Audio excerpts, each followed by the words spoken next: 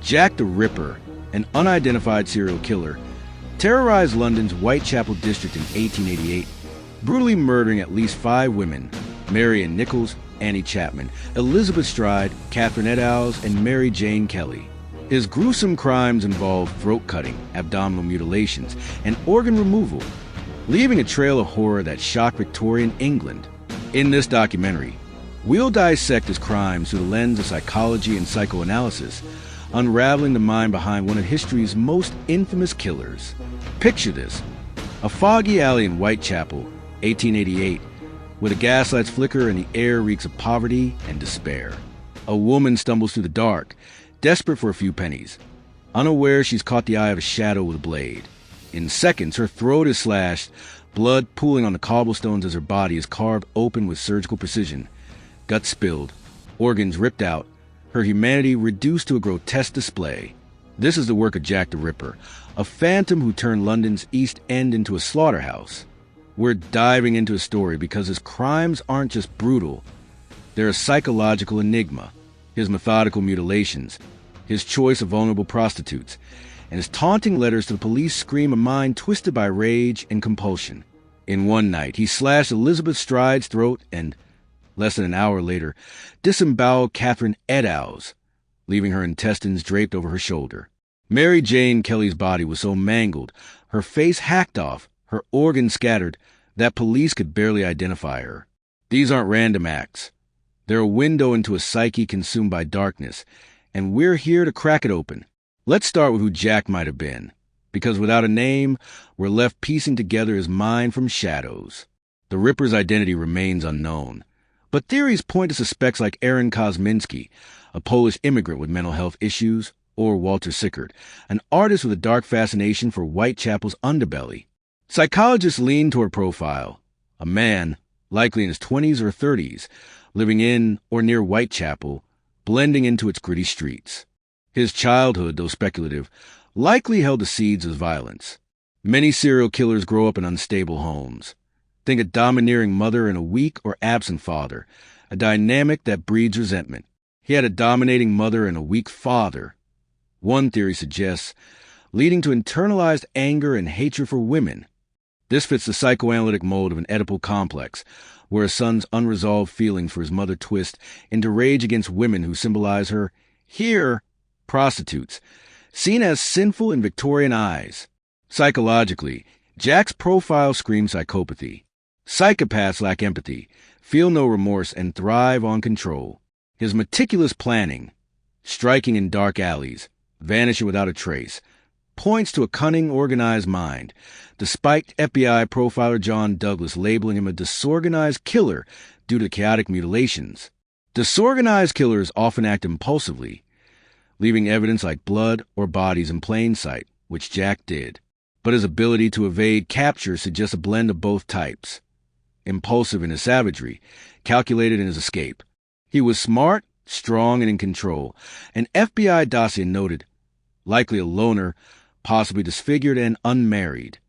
This loner status hints at schizoid personality traits, social isolation, a rich inner fantasy life where his darkest urges festered.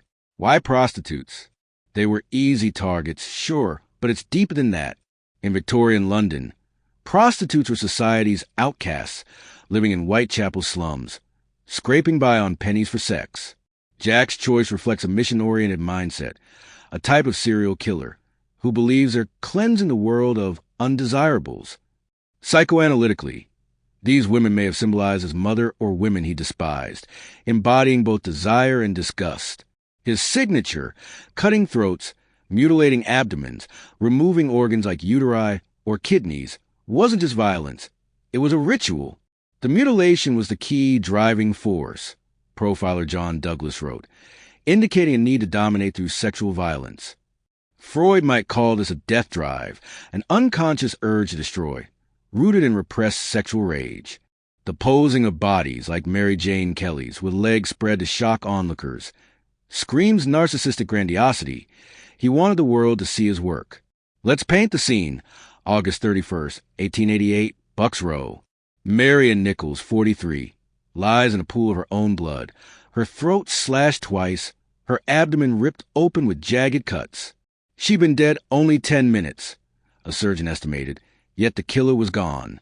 September 8th, Annie Chapman's body is found in a backyard, her intestines pulled out, her uterus gone. September 30th, the double event. Elizabeth Stride's throat is cut, but the killer's interrupted, so he hunts again, finding Catherine Eddowes.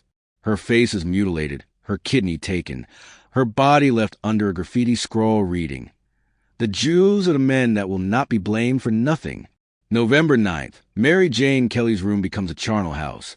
Her heart missing, her breast and nose cut off, her body disfigured beyond recognition. "I've never seen anything so horrific," a constable said at her inquest, his voice shaking. Witnesses offer fleeting glimpses. A man with blood on his hands fled a lodging house, shouting, "Look at what she has done," before Frances Cole's murder, though her wound was minor. Another saw a shabby-genteel man near Mitre Square, where Eddowes died, but descriptions varied: tall, short, fair, dark. The police were outmatched, canvassing Whitechapel, interviewing 2,000 people, detaining 80, but forensic science was in its infancy. They may have interviewed him and let him go. A modern investigator told the BBC. Letters poured in like the from hell note with half a kidney, taunting police. "Catch me when you can." The media fueled panic, with the Illustrated Police News selling 1 million copies daily, cementing Jack's myth. Why did he kill? Psychologically, his hypersexuality, possibly linked to bipolar disorder's manic phase, drove his frenzied attacks. Satyriasis, or uncontrollable sexual desire, was suggested by forensic expert Thomas Bond, who noted the erotic nature of the mutilations. Jack's hatred of women likely stemmed from early trauma, perhaps a mother who shamed or controlled him, a theory echoed by psychologues. A dominating mother and lack of love made him hate women. Jung's shadow self fits here. Jack buries rage under a charming facade, possibly posing as a gentleman to lure victims, like Ted Bundy did decades later.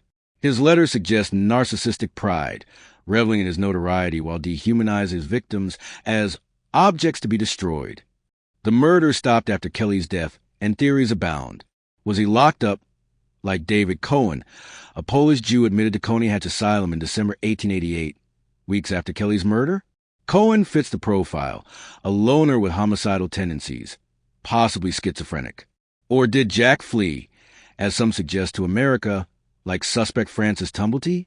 Maybe he died, like Montague Druitt, who drowned himself in the Thames in 1888. No arrest was made, no confession found. DNA tests on a shawl linked to Eddowes pointed to Kosminski, but results were inconclusive and criticized. The police were chasing a madman, but he was ordinary, unremarkable, Douglas noted.